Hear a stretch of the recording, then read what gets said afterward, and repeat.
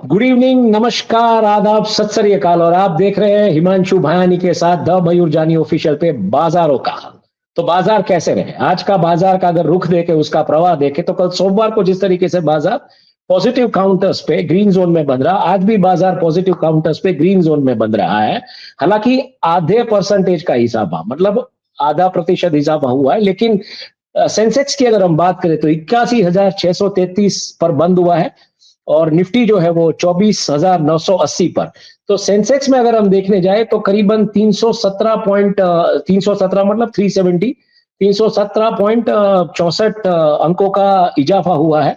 और निफ्टी की अगर हम बात करें तो निफ्टी में 103.70 अंकों की बढ़त देखने को मिली है। तो पॉजिटिव नोट पे आज बाजार बंद रहा है। मुख्य कारण की अगर हम बात करें तो वॉल स्ट्रीट ने एक तरीके से एक सतर्कता के साथ एक मजबूत आशावाद दिखाया है, इसलिए बाजार काउंटर्स जो है वो पॉजिटिव नंबर्स पे बंद रहे। प्रमुख सूचकांक जो है निफ्टी और सेंसेक्स वो उसी लिए मतलब इस गति पे और पॉजिटिवली बंद रहे कि खास करके ऑटो, तेल और मीडिया के क्षेत्रों में अच्छा कारोबार हुआ है आज, और इसकी वजह से बाजार में मजबूती देखने को मिली। दूसरी तरफ अगर हम बात करें तो जो मुख्य कारण है जिसकी वजह से ये बाजार आज सेंटिमेंटली पॉजिटिव क्यों रहा है, तो उसमें जीएसटी सुधारों की जो घोषणा की है एसएनपी के द्वारा, जो भारत की जो सॉवरिन क्रेडिट रेटिंग में जो सुधार आया है, ये फैक्टर्स अभी भी मतलब कल से पॉजिटिवली प्ले कर रहे हैं। उसके अलावा ऑटो और तेल क्षेत्र में मजबूत आय के जो परिणाम आए, Q1 के जो रिजल्ट्स आए जिन कंपनियों के, तो ये भी बाजार को कहीं आज मजबूती की तरफ ले गए। वैश्विक बाजार से जो सकारात्मक संकेत मिल रहे हैं, ट्रंप और पुतिन की बातचीत, उसके बाद जेलेंस्की की बातचीत, यूरोपीय संघ के सभी नेता व्हाइट हाउस में, तो कहीं ना कहीं एक संकेत दिख रहा है कि बाजार अभी डिस्टर्ब होने की संभावना एटलीस्ट इस वीक में तो नहीं दिख रही है। बाकी आगे आगे गोरख जागे, ऐसी बात है। बाजार की स्थिति और कारोबार की अगर हम बात करें तो एनएसई पे कुछ 1904 कंपनियों के शेयर जो उसमें बढ़त देखने को मिली थी और 921 कंपनियों के शेयरों में गिरावट देखने को मिली थी, जबकि बीएसई में 1811 कंपनी के शेयर जो है उसमें बढ़त देखने को मिली थी और 856 कंपनियों के शेयरों में गिरावट देखने को मिली थी। तो जो बढ़त देखने को मिली वो कंपनियों की संख्या ज्यादा है, गिरावट जो देखने को मिली वो कंपनियों की संख्या कम है। तो ऑब्वियसली बाजार पॉजिटिव काउंटर्स पे बंद रहा है और सूचकांक भी उसी तरह पॉजिटिव काउंटर्स पे बंद रहे हैं। दैनिक कारोबार की अगर हम बात करें तो कैश सेगमेंट में एनएसई पे 98,041.49 करोड़ यानी कि 98,041.49 करोड़ रुपए का धंधा हुआ है, जबकि एफ एंड ओ सेगमेंट में 1,78,838.11 करोड़ का धंधा हुआ है। ये एनएससी की बात मैं कर रहा हूं। बीएससी पे 11,918.33 करोड़ का धंधा कैश सेगमेंट में हुआ है और 8,029.52 करोड़ का धंधा फीचर्स एंड ऑप्शन सेगमेंट में हुआ है। अब हम बात करते हैं जो गेनर्स और लूजर्स है, तो एनएससी पे जो गेनिंग शेयर्स है, मतलब जिनके शेयर के दाम बढ़े, उन कंपनियों के नाम में टाटा मोटर्स है, बजाज ऑटो और रिलायंस इंडस्ट्रीज है, जबकि नुकसान में डॉक्टर रेड्डीज लैब्स है, बजाज फिनसर्व और हिंदाल्को है। बीएससी की अगर हम बात करें तो लाभ में केआईओसीएल है, एसजीएस एंटरप्राइजेज है, गरवारे हाईटेक फिल्म्स वगैरह है। और नुकसान में अगर हम बात करें बीएससी में तो बजाज होल्डिंग्स, इंडिया ग्लाइकोल्स और शारदा कॉर्प, ये जो शेयर्स है वो उसमें गिरावट देखने को मिली है। ब्लॉक और बल्क डील्स की अगर हम बात करें तो ब्लॉक और बल्क डील्स में कोठारी पेट्रोकेमिकल्स 162.35 रुपये पर प्रति शेयर के दाम पर 7.25 लाख शेयरों की बल्क एंड ब्लॉक डील हुई है। और रिको ऑटो इंडस्ट्रीज में कुछ 46 लाख से अधिक शेयरों की बल्क खरीदी हुई। तो ऑब्वियसली इंस्टीट्यूशनल इन्वेस्टर्स कहीं ना कहीं खेल रहे, ये बात तय है। शॉर्ट सेलिंग में कोई प्रमुख गतिविधि देखी नहीं है, तो उसके बारे में कोई डेटा नहीं है। एफआईआई एंड डीआईआई की अगर हम बात करें तो अगस्त महीने में अब तक एफआईआई जो है वो शुद्ध विक्रेता रहे, मतलब they have been the net sellers. उन्होंने कुछ 18,620.32 करोड़ का शेयर्स बेचे हैं, जबकि डीआईआई यानी कि डोमेस्टिक इंस्टीट्यूशनल इन्वेस्टर, जो घरेलू संस्था है, उन्होंने 46,275.81 करोड़ के शेयर्स खरीदे। तो they have been the net buyers. इसी वजह से भी बाजार कहीं ना कहीं पॉजिटिव नोट पे टिका हुआ है। कमोडिटी, करेंसी, क्रिप्टो बाजार के बारे में अगर बात करें तो कीमती धातुओं में सोना और चांदी, उसके भाव स्थिरता के आसपास है। एमसीएक्स पे 1,13,000 प्रति 10 ग्राम का भाव चल रहा है। चांदी 1,14,800 प्रति किलोग्राम का भाव चल रहा है। और धातुओं की अगर हम बात करें तो कॉपर में गिरावट देखने को मिली है, खास करके चीन में से जो मांग है उसमें कमी के कारण ये गिरावट देखने को मिली है। तो क्लियर बात की कॉपर और एल्यूमिनियम एशियाई देशों से अगर डिमांड बढ़ेगी तो उसके भाव बढ़ेंगे, वरना उसमें गिरावट की संभावना हमको एक्सपर्ट्स ने ऑलरेडी बताई थी। ऊर्जा की अगर हम बात करें तो क्रूड ऑयल कहीं ना कहीं स्थिर है। भारत में अगर हम देखने जाए तो एमसीएक्स में 5,520 से लेके 5,760 रुपए प्रति बैरल के बीच ये क्रूड ऑयल खेल रहा है।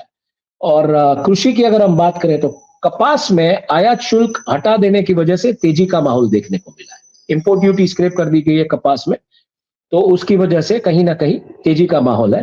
हल्दी और धनिया, उसमें सट्टे की खरीदारी है, तो लगता है कोऑपरेटर्स खेल रहे हैं हल्दी और धनिया के साथ।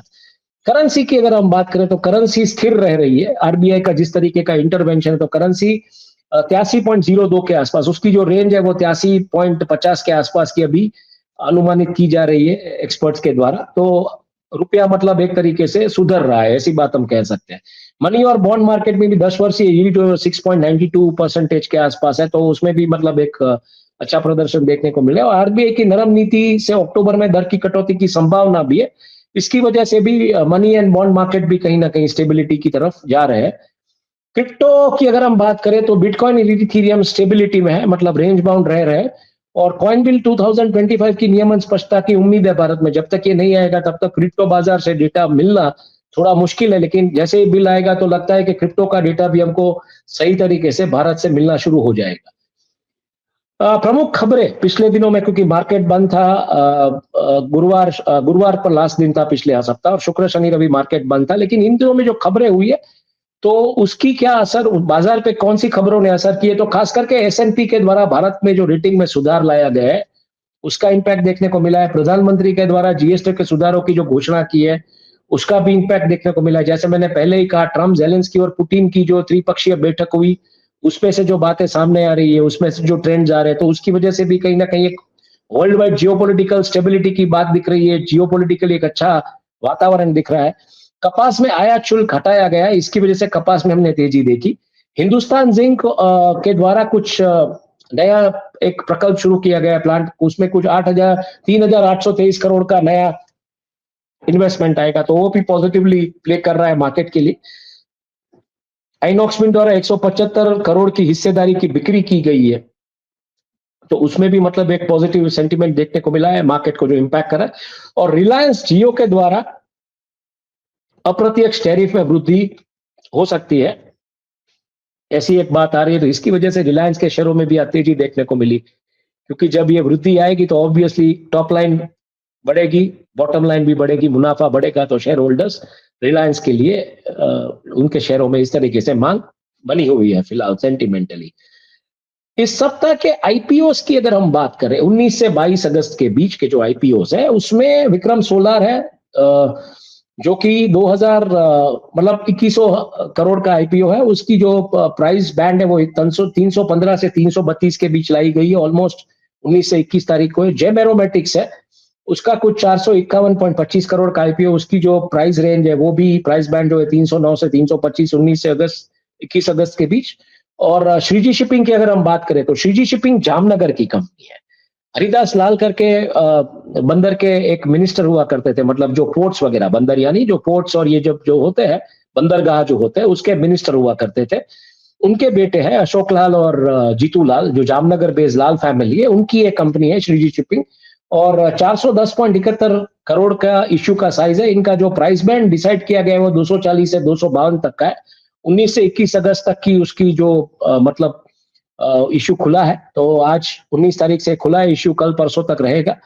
पटेल रिटेल की अगर हम बात करें तो उसमें 242.76 रुपए 242.76 करोड़ का उसका आईपीओ का साइज है, और उसकी रेंज जो है वो 237 से लेकर 255 तक की है, और करीबन 19 से 21 अगस्त तक ये आईपीओ खुला रहेगा। मंगल इलेक्ट्रिक की अगर की हम बात करें तो 400 करोड़ का इश्यू है, 533 से 561 रुपया प्रति शेयर की प्राइस बैंड है, और 20 से 22 अगस्त तक ये इश्यू खुला रहेगा।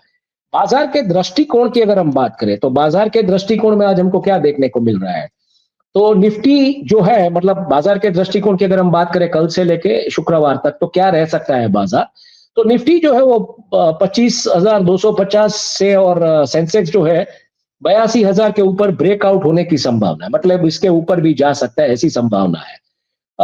कमोडिटी अगर हम बात करें और ऊर्जा और धातुओं के जो मतलब कमोडिटीज है उसमें कहीं ना कहीं एक तरीके की स्थिरता देखने को मिल रही है।